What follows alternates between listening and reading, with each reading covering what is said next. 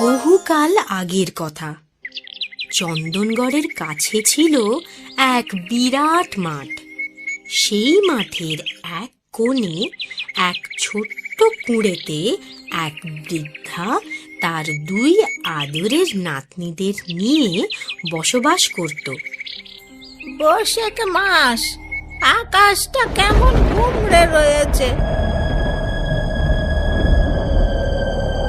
বুঝলি সোনা রূপা, আজ বৈকালে মনে হয় ঝড় উঠবে।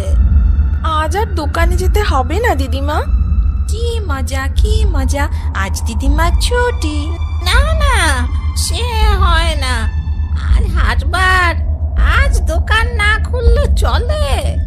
কিন্তু দিদিমা, বিকেলে যদি ঝড় ওঠে, বৃষ্টি হয়? তুমি ফিরবে কেমন করে দিদিমা? সেরকম জোরে যদি ঝড় ওঠে, বৃষ্টি হয়, তো দোকানেই ঝাঁপ বন্ধ করে সেখানেই রাত কাটাতে হবে। এছাড়া তো আর অন্য পথ দেখছি নে। সোনা মেয়ে, লক্ষ্মী মেয়ে, যাই, আমি আসি তাহলে। হ্যাঁ দিদিমা, আর দেরি করো না।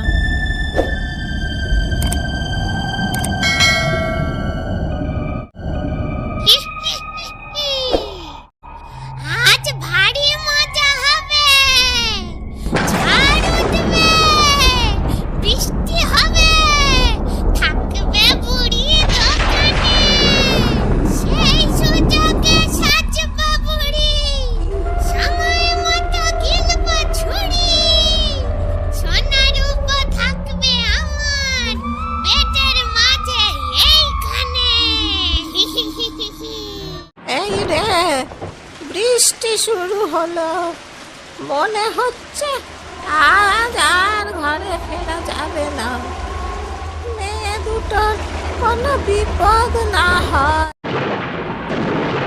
ঝড় উঠেছে, চাঁদ ডুবেছে, তেঁতুল তলায় কে? তেঁতুল তলায় পেতনি এখন বিধবা সেজেছে।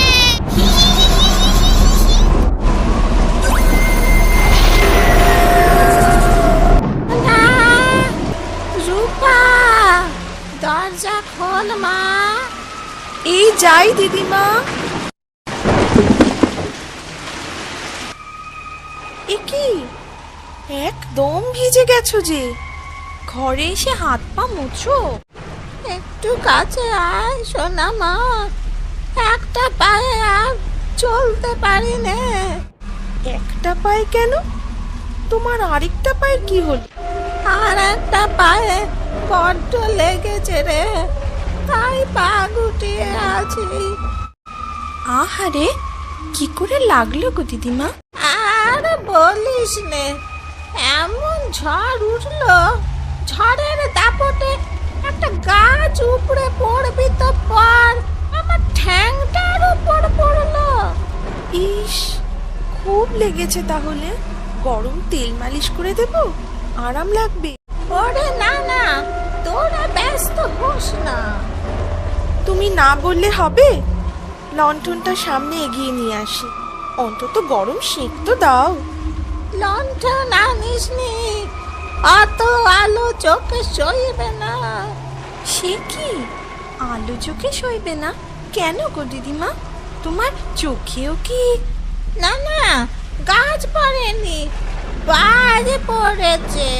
ওই আলোর ঝলকানিতে চোখে আর আলো সইছে না।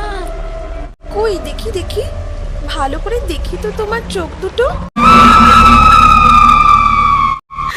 দিদিমা, দিদিমা, তুমি অনেক পথ হেঁটে এসেছো তো এই ঝড় জলে। এখন আরাম করো, হ্যাঁ? আমি আর রূপা রান্নাঘরে গিয়ে রুটিটা করে আনি, তারপর একসঙ্গে খাবো। হ্যাঁ দিদিমা।